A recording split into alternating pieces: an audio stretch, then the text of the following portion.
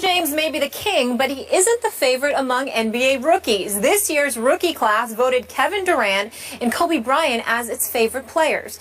Durant won the vote at 21%, edging out Bryant at 18%. In an annual survey of rookies conducted by NBA.com, LeBron James finished third at 15%, and reigning league MVP and NBA champion Stephen Curry tied for fourth with D. Wade, each earning 9% of the vote. Interesting poll here. Stephen A., what does this tell you about the rookies?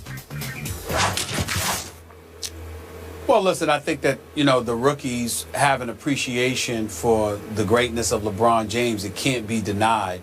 But when you look at Kevin Durant, you see what a sniper he is from long range. When you look at a guy like Kobe, you see the assassin's mentality that he has. And I think those two components are a bit more attractive than the entire arsenal that LeBron James brings to his, brings to the table for himself. And then, to me, I would have liked to have seen Steph Curry on that list, because I think Steph Curry is the best marksman in the game today.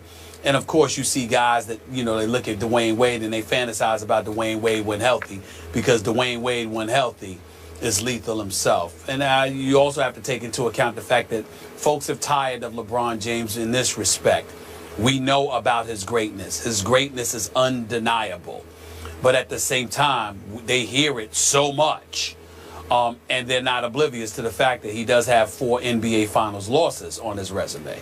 And so when you look at it from that perspective, there are guys that are going to feel like, well, we understand it. We got mad respect for him. He's the best in the game. But at the same time, there are others to like just as well, if not more, legitimately so. And I get where they're coming from.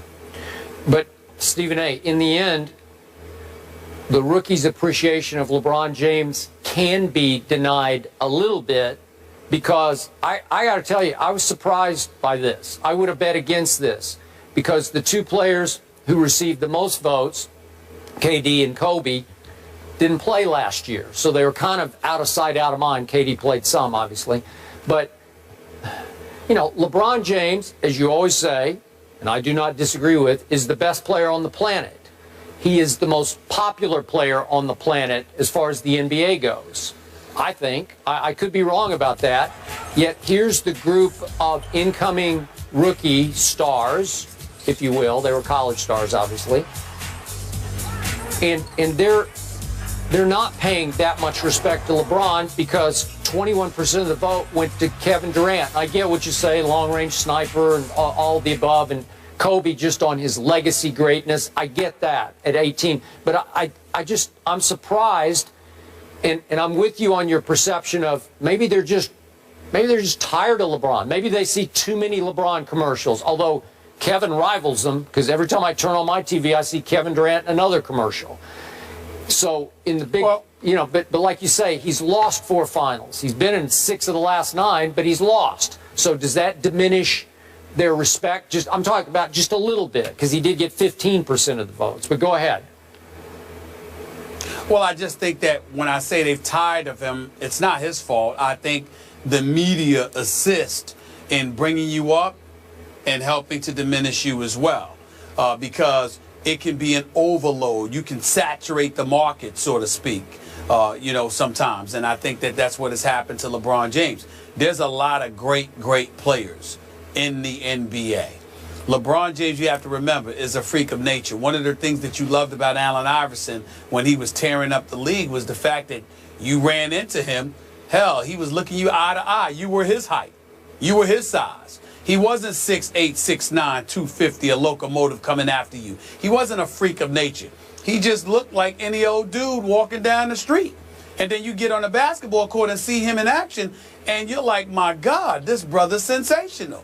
You look at Kevin Durant, yeah, nobody's, too many people ain't that long, that slim. But look at what he does. I mean, this brother can pull up from 30. You look at Kobe. He's a 5-time champion, and he's heartless on the court. He's ruthless in trying to defeat you. Plus, there's the allure of what's he going to do for his swan song, since this is supposed to be his last season? That's a question mark. So they look at it from that perspective. There are compelling reasons to look at somebody other than LeBron, but it's not really a knock against LeBron.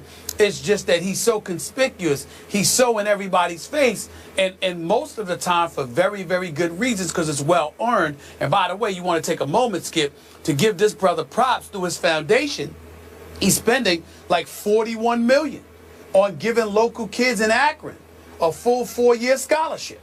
I mean, LeBron James is doing some absolutely wonderful and spectacular things. But it doesn't negate the fact that every time you turn around, when it comes to basketball, you're hearing about LeBron. And this could be rookies' ways of saying, we'd like to hear about somebody else because we believe other people need to deserve to be heard about too. Okay, and I got it. And LeBron does great things off the court, but that's Fantastic. not factoring Fantastic. in enough to these kids to say, I love him, he's my favorite because of what he does on the court and off the court.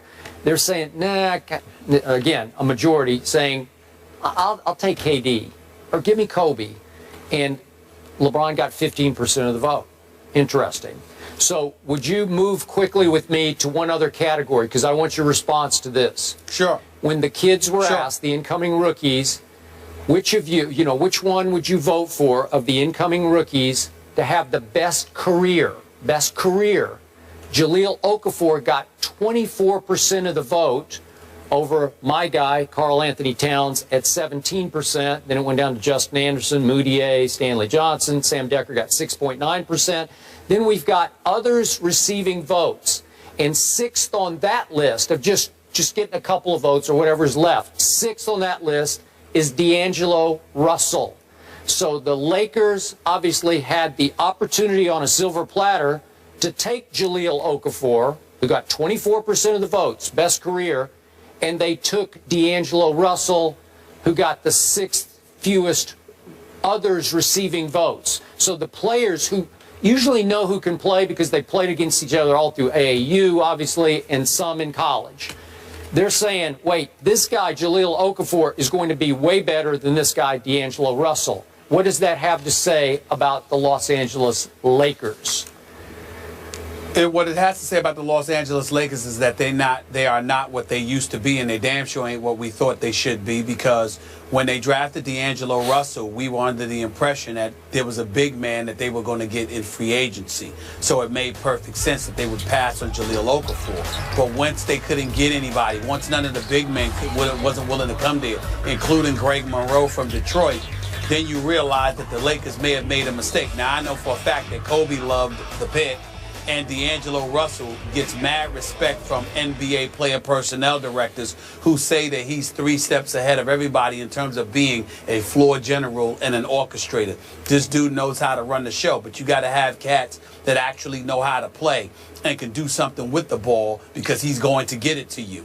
In any event, you also have to take into account the fact that rookies aren't ones who usually are going to show a keen appreciation for a floor general. They get caught up in points and the spectacular play and the athleticism and the highlight reels for SportsCenter and beyond. They don't really get caught up in somebody that's a John Stockton type dude in terms of being a floor general and knowing how to be a floor orchestrator. That's not something that they tend to lean towards favorably. So you can look at it from that perspective and relatively dismiss their criteria and evaluation. I hear everything you just said. Those are all fair points. But I told you going into the draft, I'm not a huge fan of D'Angelo Russell's. I'm a little bigger fan of Towns than Okafor, but you loved Okafor, and I think the Lakers made a huge, huge mistake here. Even though what you said, if they had their eyes on some free agent big man and it didn't work, I get that. But it really didn't work. So long as Okafor is healthy, he will be a 20-10 player for a decade. Hard to pass up. Skip, you segued for me nicely, which I appreciate. You talked about a better career. Let's talk about 2 guys who take the field tonight, not in the same game. Who will have a better career, Johnny Manziel or RG3? We'll get into that one in a minute. Stay here.